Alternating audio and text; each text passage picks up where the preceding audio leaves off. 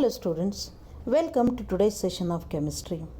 As you all know, we have started studying 8th lesson of your syllabus, that is transition and inner transition elements. We call them D block elements and F block elements. Of these two types, we learned in detail about transition metals. And in the previous session, we started a study of inner transition elements. And we learned basic properties of lanthanoids. So let us revise few important points from the previous session. As you all know, F block elements are located at the bottom of the periodic table in two horizontal rows containing 14 elements each. The upper row belong to third group and sixth period. They come after lanthanum. That means first member is lanthanum, which is D block element actually.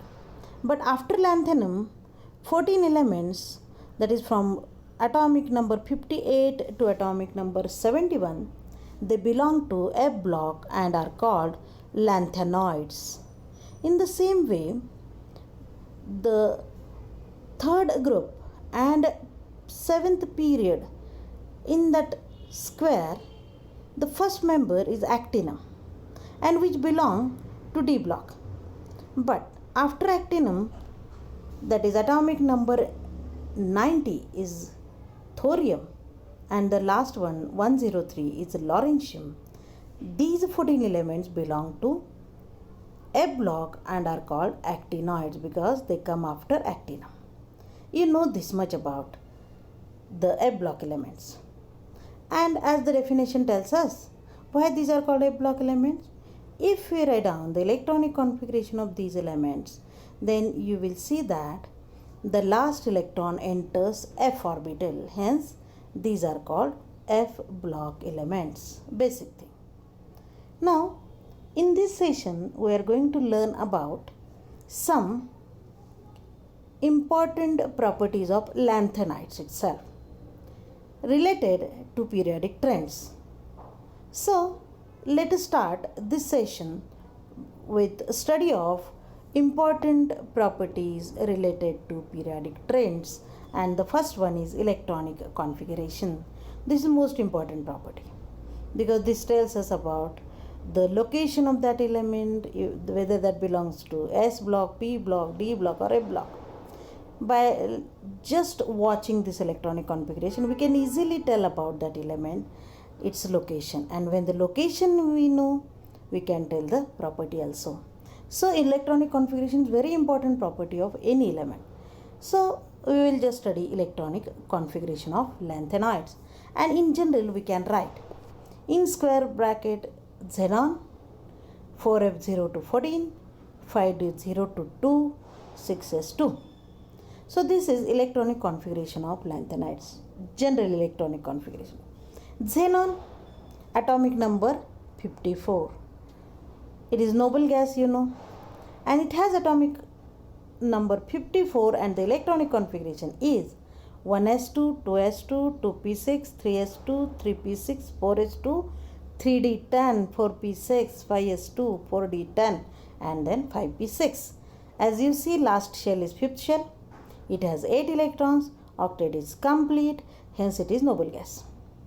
Now, the first member of F block is cerium with atomic number 58. Lanthanum has atomic number 57. Now we will see why lanthanum is not a block but it is D block element by just observing its electronic configuration. So let us see the electronic configuration of lanthanum. Lanthanum has electronic configuration xenon 6s2 5d1 and not 4f1. Why? The reason is the energy of 5d and 4f, the energies are very close, but 4f is slightly higher in energy than 5d for lanthanum, and hence that electron according to above principle, goes to that orbital which has lower energy first. So here 5d has lower energy than 4f. Hence electron will enter in 5d orbital. And hence lanthanum has electronic configuration 6s2 5d1 after xenon. That means last electron is in d orbital, and hence lanthanum is d block element and not a block element. Understood? So this is about lanthanum. And then after lanthanum comes cerium. Cerium has atomic number 58. That means last electron enters 4f1, and hence in lanthanoids there we observe gradual peeling of f orbitals. So this is about electronic configuration of lanthanoids. Gadolinium with atomic number 64 has exactly 7 electrons in the outermost f orbital and 1 extra electron goes to 5d. Hence, in case of gadolinium, if we see the electronic configuration after xenon, 4f, 7, 5d1 and 6s2. That will be the electronic configuration of gadolinium. While in case of lutetium, the last member, atomic number 72, it has exactly 14 electrons in the outermost shell. As you know, f orbital has a capacity to accommodate 14 electrons as there are 7 orientation and each can accommodate 2 electrons each. So 7 electrons means exactly half filled orbitals. 14 electrons means full filled orbitals, and these two cases will get extra stability. Hence, to achieve that extra stability, gadolinium and lutetium have 1 electron in the 5d orbital. Hence, they show 5d1 and 4f 1 to 14 in between. So, if the question for reasoning is asked, then this word should be there to gain or to render extra stability. These two elements have 1 electron in 5d orbitals. Now, the electronic configuration of lanthanides have variable occupancy in 4f, that is from 0 to 14. The valential electronic configuration of these elements thus can be represented as n-2f. n-2, if we consider lanthanides, it is 4f. 0, 2 to 14. n-1, that is 5d, 0, 1, 2. And n, that is 6s2. So for lanthanides, the general electronic configuration will be like this. The electrons will go accordingly. So this is general electronic configuration and all about electronic configuration. Now, ionization enthalpy. As you know, what is ionization enthalpy? Energy required to remove the electron from the outermost orbital. Ionization enthalpies in case of lanthanides, they decrease across the period. That means if we move from left to right across a period, there is decrease in ionization or first ionization enthalpy values, that is 1 electron from the outermost shell. If it is removed, it is called first ionization enthalpy, and they decrease across a period. Next property is oxidation state. Oxidation state in case of lanthanides, common oxidation state for all elements is +3. That means 2 electron from the s orbital and 1 from d or f orbital are removed. 2 electrons from s and 1 each from 1, sometimes from d and sometimes from f, depending. So that means f orbitals are not involved in bond formation. The reason behind it is the 4f electrons are strongly screened by inner electrons of 5s and 5p electron. 4f orbitals are located to the inner side of that atom, and hence they are shielded or screened by 5s and 5p electron. Hence they are not involved in the bond formation.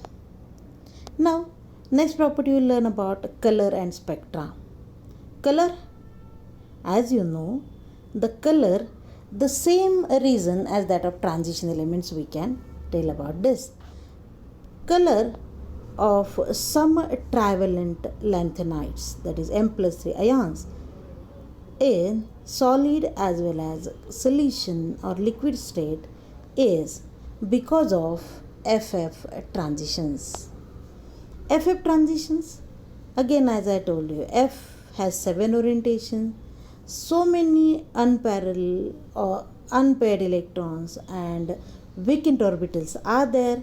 So as these orbitals are degenerate orbitals, I mean almost equal energy. Hence FF transitions are very common. So electron jump from one orbital to another easily, and that is called FF transition. And during these transitions, they absorb energy in the visible region of the electromagnetic spectrum, and hence the ions get color, and some trivalent ions of lanthanides show color. The color of these ions having NF electrons is about the same as those having 14 minus NF electrons. That means 14 minus n value 1 to 13.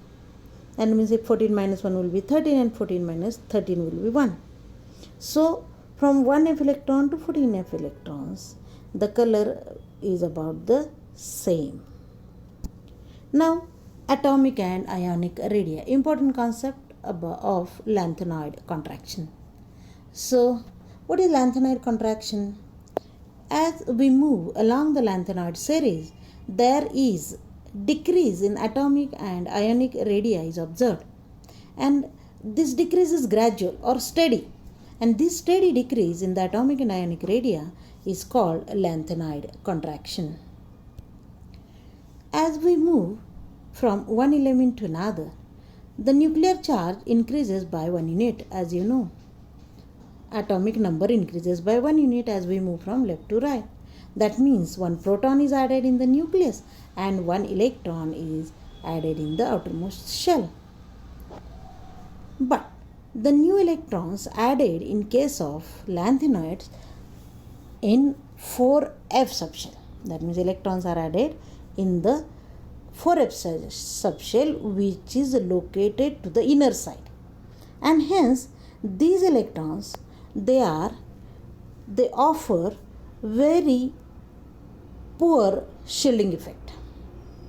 That means number of electrons that is increasing, but increasing in the inner shell, and hence they don't offer any screening effect, and hence nuclear power is not affected. That is, nuclear power to attract electron from the outermost shell is not affected because there is no shielding effect. Shielding effect is because of the electrons, and hence because of this poor shielding effect, the nuclear power remains as it is to hold the electrons. Rather, it is increasing every time by 1 unit, and hence effective nuclear charge increases. Effective nuclear charge experienced by each added 4f electron increases, and thus as we move from left to right, electron shell contracts or the ionic radii decreases at each successive element, and which is called lanthanoid contraction. That is, from cerium to lutetium when we come, the ionic radii decreases and the total effect is called lanthanoid contraction. The note for 2 marks is asked so many times that the question is there, explain lanthanoid contraction. So next property about lanthanides we are going to study is applications. It is not property actually. Applications means uses. Now, what are the uses of lanthanides? Are they used in our day-to-day life? Yes. Lanthanides, they are present in every household because they are inside the color television tubes, And nowadays everywhere there are color televisions. Hence, the color of the television images is because of lanthanides. How? Look here.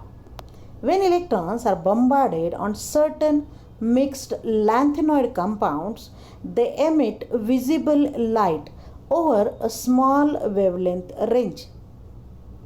When electrons they are bombarded on some lanthanide compound, they emit visible light of electromagnetic spectrum. Visible, that means we can see that. So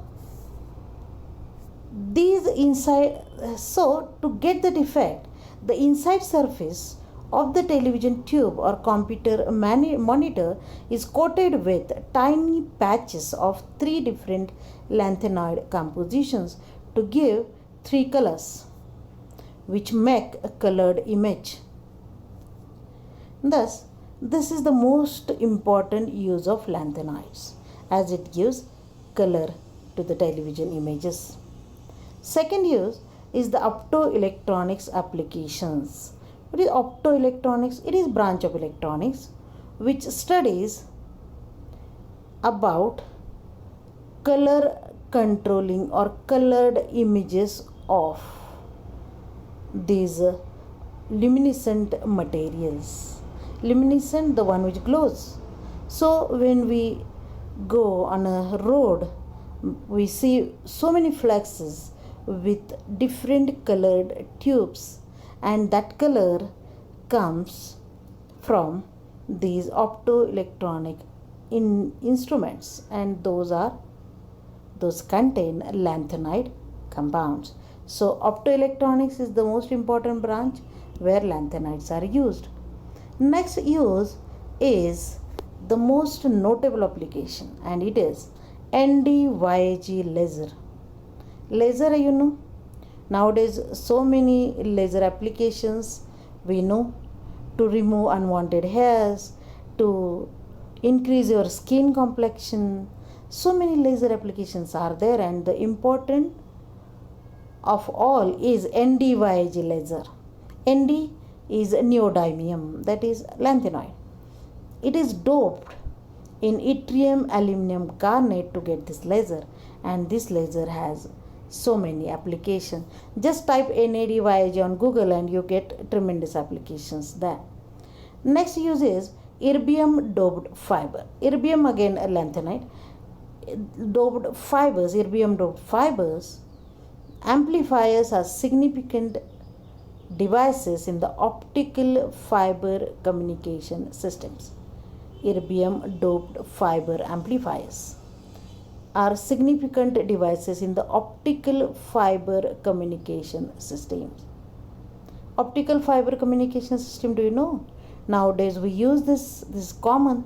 Optical fibers are the fibers which use light signals for data transmission. Data transmission nowadays is done by using optical fibers. Hence, it is a good communication system, and where erbium doped fiber amplifiers are used. Lanthanides are used in hybrid cars. Hybrid cars, the cars which use 2 different energy sources to run a car. That means, you see, some cars they have solar panels, and they also can be used on petrol. They can be run on petrol also. So they use 2 different energy sources. Or some gas run cars, or some electrical vehicles, when the charging gets completed or when it gets discharged, automatically get converted on another fuel source, that is petrol. These cars are called hybrid cars, and nowadays they are becoming popular. Again, the use is in superconductors.